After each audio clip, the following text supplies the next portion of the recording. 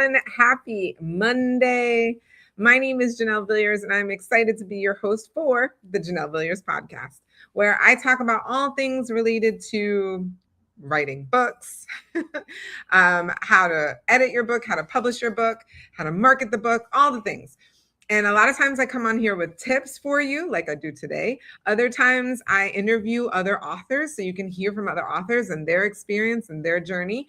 And sometimes I even interview people who haven't even written their book yet, but their story is totally worth sharing. So I'm excited for you because today I have a topic that I'm going to go over with you. But first, you know how I do. If you are a first-time viewer, please go ahead and put a 1 in the comment section so I can shout you out and let me know where you're tuning in from. If you are returning, if this is not your first time, if you have been here before and you are here again, go ahead and put a 2 in the comments. I shout out everyone who was returning to the show. Thank you for coming back. And if what I have to share you find helpful and valuable, always put a V in the comments. Anytime you hear something that is valuable, go ahead and put a V in the comments. That just lets me know that we're doing something good. So hello, Samantha. Hello, Samantha. Good to see you. Thanks for returning. All right. So what are we talking about today? Today's topic is, why can't you commit to a book topic? Why? Why can't you do it? I know a lot of you have come to me. I've had several clients, several people who've attended my free masterclass, which is happening tonight, by the way. And you've said to me like, oh, I have all these ideas, but I'm not sure which one I should do, which direction I should go. And I get it. I get it. You just have all these things. You're so creative. You have so many different things that you want to get across to people, so many messages that you want to share. And so it can be hard. It can be really hard to try to nail it down to one thing or the other. And so I'm going to talk to you guys about why that is and some things that you can do to help get you there, to think about one topic or another for which to write your book. So, okay. So if you know that if you've been here before, you already know I have notes because I don't want you to miss a thing. So I have notes so that way we can go over all the different things that are important for you to know in regards to this topic. So the first thing that I wanted to talk about is that the reason why this can be really hard for people to choose a topic is because a lot of time experts see too much to choose easily. You just see a lot, right? So because you're now an expert or you have like a lot of experience in one thing, this basically expands what you can see. It kind of like expands your vision, really. And so because your vision is now expanded, you can't really see only one idea. You now see all of these ideas that you could be working on. And sometimes they all seem valid, and I totally get that. And so it almost, because all of them seem valid, it almost feels like you can't make a choice. Like any choice is going to be the wrong choice. And a lot of times that's where we get stuck. What you'll see, though, is that beginners, people who have just started, they go super quick because they haven't really gotten into the layers of the context that are involved with certain things. And so experts are more likely to hesitate because they see the nuance, they see potential consequences and all of that. So this isn't like a flaw or anything. It's just kind of like a side effect of being really good or knowing a lot about what you know, being an expert. And so that's, I think, the biggest difference is that experts can imagine multiple audiences. They can imagine multiple outcomes, and they can sometimes already even see the follow-up book from the first book. And every topic feels like it could be wrong because maybe it's not as comprehensive as you want it to be. You feel like, oh man, like I can do so much more. And that is where I think we need to kind of make a mindset shift. And so this would be my tip. Remind yourself that the book is not a place for you to put every single thing that you know. It's only a doorway into how you think as a person. So choose one meaningful slice that solves one real problem for one real reader. And then go deep into that, because that depth is what creates credibility way faster than any kind of like big range or anything like that. I see Giraffe is coming in from Long Island. Hey. So, okay, that's the first thing. So if that's really relatable to you, go ahead and put 1 in the comments so I know that that was a particular relatable concept. The second thing I wanted to go over is that for a lot of experts, commitment can feel like you're actually taking a loss. Like it's a big L. So when you're super skilled, you kind of know a lot of different things. And so choosing one direction can feel like you're giving something up, like you're losing something. And I think a lot of times experts fear that they could be wrong. So if you give up this one thing, that might have been the wrong choice, or you may even fear that you're being misunderstood. And what I want you to know is that this fear of being boxed in by your own work and the worry about like maybe you're going to evolve later in the future. And so this now is going to feel like you're being limited, that you're being forced to let go of something when you're not necessarily ready to do that. And so the tip for this is that if you're feeling this way, just understand that choosing one topic doesn't make you smaller of an expert. It actually gives people a very clear place in order to start with you. They're like, oh, okay, this is where I begin with them right here. They know. And if they don't know that, like if you have this broad range, then they spend most of their time trying to figure out what you're about. So what you're doing is not necessarily abandoning one particular idea or abandoning a particular skill set or a piece of knowledge that you have. You're actually just giving people a way in which to reach you in a sequence that they can follow.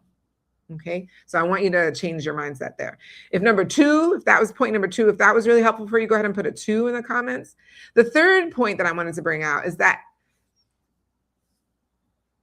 I think we have this thing that what happens when we become experts is that like it kind of creates our identity. And it doesn't necessarily represent the ideas that we have. So a book can feel really permanent in a way that content, when you're doing social media content and things like that, it doesn't really feel that permanent when you're doing content. Because, posts disappear, the videos get buried under like millions of other videos that you're doing, all the things. So, but a book feels like this public statement that you're declaring who you are. And this can create this fear that you might outgrow your words, that like 10 years from now, those words won't really resonate, or you won't necessarily believe in them, or you figured out a new way. And so you worry about the fact that your ideas may evolve, that you may evolve. And I think there's confusion around that. You confuse growth with contradiction. I think that's really where the real fear is. And so the tip that I want to give you, this feels like if you're like, I feel like I might be contradicting myself later in the future. We talked about this earlier in another episode, and I just want to remind you that the book is not a contract. It's literally just this little snapshot, right? It's a photo in time of like where you are in your thoughts and your expertise. And it captures what you believe and what you understand right now. And if you grow, if you develop, if you learn more, that's not betraying your work. It's not. The book is now not betrayed just because you've grown and you've thought of a new way. It's just proof that what you did mattered, especially at that moment and in that time. It was really important. And guess what? Then you have a follow-up book, right? Or maybe a secondary edition or a third edition to that book, because you've grown, you've learned more, you have more things to share. So if number 3 was really important to you, Samantha put a V, so you're finding a lot of this valuable. Awesome. If number 3, if that resonates with you, go ahead and put a 3 in the comment section. All right, let's talk about point number 4. I think we've all been there as people who might be small business owners, solopreneurs, entrepreneurs, people who teach courses, people who coach people. You might feel like having so many options somehow creates this belief that you're being productive. I said it. But you're not necessarily being productive. I think we're really good at staying busy without necessarily moving forward. You're writing outlines, you're doing research, you're like brainstorming, all these things, because that feels familiar. It feels safe. You're not necessarily putting yourself out there, but choosing a topic, that doesn't feel safe, right? You're now like making a declaration almost like. And so planning feels like nothing's really finalized yet, right? Like you can keep working on it. There's no real risky decision being made. And it feels like you're in motion, even though you're not necessarily really in motion. So here's the tip that I want to give you. Here's the thing that I want you to start thinking about if you're feeling like this may be you. Pay attention to when the preparing for something replaces actually making a decision. And if you're revisiting the same outline or ideas over and over and over again, This is not refining. You're literally avoiding. You're avoiding making a decision to choose which book you're going to do first. And I've said this to so many people. Let's just choose one. We can write all of the books, but we just need to choose one and get that done so that way we can work on the others. All right. If number 4 really resonated with you, please put a 4 in the comments so I know that's resonating with you. All right. The 5th topic that I wanted to talk about is that your book topic is a leadership choice. Really, so leadership is not about presenting every option. I'm speaking to myself with this one. I think I like to give people a ton of options as well. But actually, true leadership isn't doing that. I mean, if you're giving options like the menu at, we all know this restaurant, and of course now I'm blanking on the name of it. I was just talking about it this weekend. There's a restaurant that has a really, really crazy menu. It feels overwhelming because of the number of choices that you get. If you know the restaurant I'm talking about, go ahead and put it in the comments. It's a chain. We all know it. We all know it. Anyway, but you know how that feels, right? You get to the restaurant, you open the menu and just like, oh my God, like how are there all of these choices? This seems crazy. And it's hard. It's hard to make a decision that way. And so if you're leading people with that, if you're leading people by giving them all of these different choices, that's actually not giving them clarity. It's making things more confused or making them more confused or creating confusion. And so I would offer to you that actually getting really clear and choosing is going to help the people that you're looking to help in the first place. The thing is, leaders create clarity. They create clarity before they expand and give different options. And so people are looking at books for focus and perspective and that depth. But if you give too much range, this is going to create a bit of confusion for the reader. They're not really going to know, wait, so which way are you saying? Which way should I go, right? So a clear book is going to feel 10 times safer than one that feels comprehensive, that covers everything. So here's the mindset shift that I want you to have for this one. Ask yourself which topic best serves the people that you want to lead right now. Just now, not forever, not 10 years from now, not everyone, just the people that you want to lead right now. Okay, so if that was helpful, if number 5 resonated with you, please put number 5 in the comments. Heck yes, Samantha, leaders create. This is so true. Leaders, I mean, I want to reinforce that. Leaders create clarity. That is a big, big thing. If you're feeling confused, if you're feeling overwhelmed, if you're feeling like, I don't know what's going on, that's not a sign of great leadership. It's just not. Okay, the 6th point that I want to give is that the fix is direction, not a perfect topic. So experts often believe that clarity must come before the writing. And I want to tell you, this is the real shift for my experts out there. You really believe that clarity you believe that it must come before the writing. And I want to tell you that the reality is clarity comes from the writing. Did you hear me? Did you hear me? Clarity comes from the writing, not before it. If you're waiting for the perfect idea to like create this momentum for you, it's just not going to happen. It's just not. I'm going to be honest with you. If you have all these different ideas, no. Start down one path. Think of that one reader, that one topic that you want to serve right now and start writing for that one person. And then the clarity starts to come in a major, major way. But I'm telling you, if you sit and you think and you outline and you prepare and you do the research, it's just not going to come. What happens is that writing reveals what matters most. And that kind of momentum is going to sharpen your thinking. It's going to give you specific direction for your readers. And that's the part that's really important. And I think we get lost in that it needs to be perfect for some reason, but that is not it. It's perfection is just going to lead you to sit in one place and never move forward and think that you're moving forward because you're doing research and you're thinking about it and all the things, but you're not going anywhere. Let's be real. You're not. So the mindset shift that I want you to have for this one is that choose the topic you can stand behind today. Again, not forever, not 10 years from now, right now. You are allowed to evolve later. You have permission to evolve later. In fact, it's going to happen because if you're not growing, you're dying, right? So I imagine that since you're still here on this planet and you're still living and breathing, you are going to grow. You're going to evolve.